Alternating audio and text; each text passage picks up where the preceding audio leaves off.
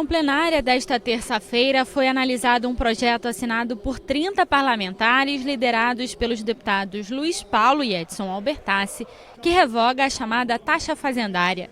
Com a aprovação da lei, os contribuintes voltam a pagar de acordo com os documentos solicitados. O texto aprovado segue para a sanção ou veto do governador. Independente da posição da Fazenda, mas de forma muito responsável, a Assembleia aprovou definitivamente hoje a revogação da taxa tributária. Foi um erro que foi cometido, o governador pessoalmente disse que não tinha conhecimento daquilo exatamente que estava sendo organizado pela Fazenda, e a mobilização dos empresários acabou fazendo com que a Casa conhecesse essa questão e hoje definitivamente aprovasse a revogação da lei.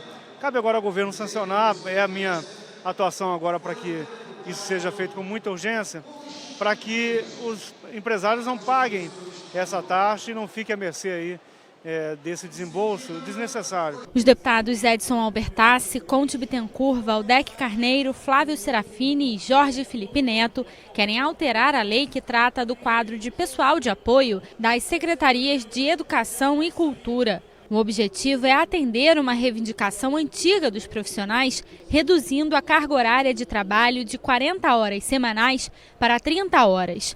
O texto garante a manutenção dos salários dos servidores. A proposta recebeu 4 emendas e retornou às comissões. Esse debate do regime de 30 horas para o servidor de apoio, chamado técnico-administrativo, da SEDUC, é uma reivindicação antiga, um debate que já permeia aqui a Comissão de Educação há muitas legislaturas.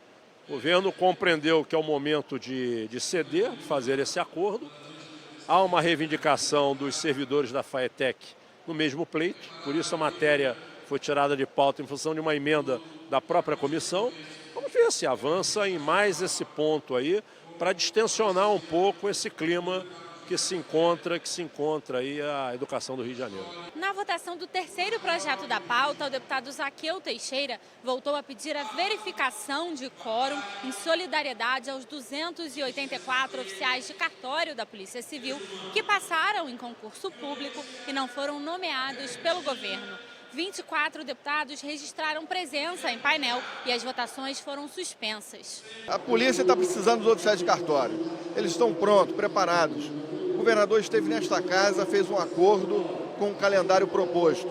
Esse acordo está sendo descumprido. Então, o pedido de verificação é para que, em respeito a este parlamento, o governo possa cumprir aquilo que foi acordado. No expediente final, o deputado Luiz Paulo lembrou o deputado Gerson Berger, que morreu na última segunda-feira em decorrência de uma insuficiência cardíaca.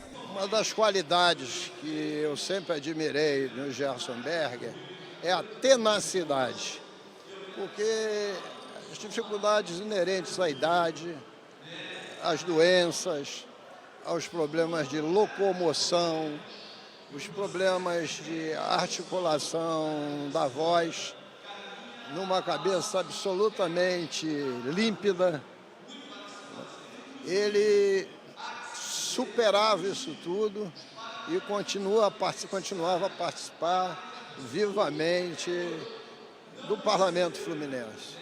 Só no momento que a doença o tomou, que ele ficou esse período sem vir aqui, e que acabou conduzindo à morte. Mas deixa um exemplo muito importante para o Parlamento Fluminense. Era um ícone, possivelmente no Brasil era o deputado mais idoso no exercício pleno do mandato. O presidente da Comissão de Educação, deputado Conte Bittencourt, comentou a ocupação do Colégio de Aplicação da UERJ. Ali no CAP-UERJ foi uma ocupação de fato da comunidade escolar. Participação de pais, alunos, professores, funcionários técnico-administrativos, comunidade da reitoria, ou seja, toda a comunidade escolar está envolvida nesse debate. É um debate para a escola continua aberta, com diversas atividades diferentes de outras que estão fechadas, com acesso a todos. Os alunos estão tendo acesso à escola, os pais, só que com outro tipo de atividade, demonstrando as suas insatisfações a esse modelo de política de educação que está instalado no Rio de Janeiro. Os deputados Anderson Nogueira, Jânio Mendes e Paulo Ramos classificaram como barbárie o estupro de uma adolescente por 33 homens. Mais do que o crime, os discursos que vêm depois dele, na tentativa esdrúxula de vitimizar os agressores e culpabilizar a vítima. E isso nos faz repensar que tipo de sociedade a gente vive e que tipo de coletivo a gente está construindo.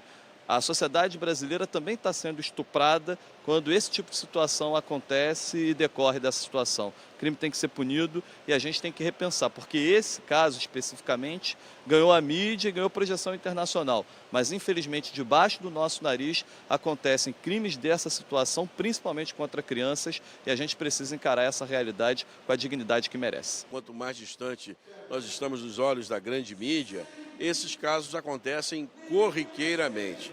E agora o Instituto de Segurança Pública revela, por exemplo, a cidade de Cabo Frio é a cidade que concentra o maior número de registros, sendo 98 casos registrados nos últimos 4 meses. E aí a gente encontra também os casos bárbaros que escandalizam, como o caso da adolescente Raíssa, que foi violentada, estuprada, teve seu corpo carbonizado e esquartejado. Mesmo caso que aconteceu com a Tainá. Tudo isso agora, no mês de maio, né? Então, este caso do estupro coletivo dá luz a um debate necessário. São muitos os casos, não são poucos. Mulheres e crianças, muitos. Mas nesse caso, o coletivo, ainda a inserção na rede social, o deboche na rede social e deboche também dentro da delegacia em determinado momento. Então, é algo assim inaceitável. Não podemos cuidar apenas de um caso. É preciso mais rigor dos tribunais, do Ministério Público, naqueles que investigam, para que possamos, não a partir da punição, mas a partir também de campanhas educativas. Mas não podemos aceitar a impunidade. O deputado Flávio Serafini apresentou uma moção de repúdio ao primeiro delegado que investigou o caso de estupro da adolescente. Uma pessoa que passa por uma violência como essa, ela não pode ser recebida pelo Estado, que teria a obrigação de acolhê-la, de preservar a vida dela como alguém suspeito. O delegado, se ele trabalha com diferentes hipóteses, ele tem que desenvolvê-las sem, de forma alguma, constranger, intimidar, fazer com que aquela pessoa que vem sofrendo uma violência sofra ainda mais. Esse comportamento reflete uma cultura, um olhar machista que continua achando que o corpo da mulher é domínio do homem. Isso não pode ser reproduzido, isso tem que ser enfrentado para que violências extremas como essa não continuem acontecendo na proporção que existem.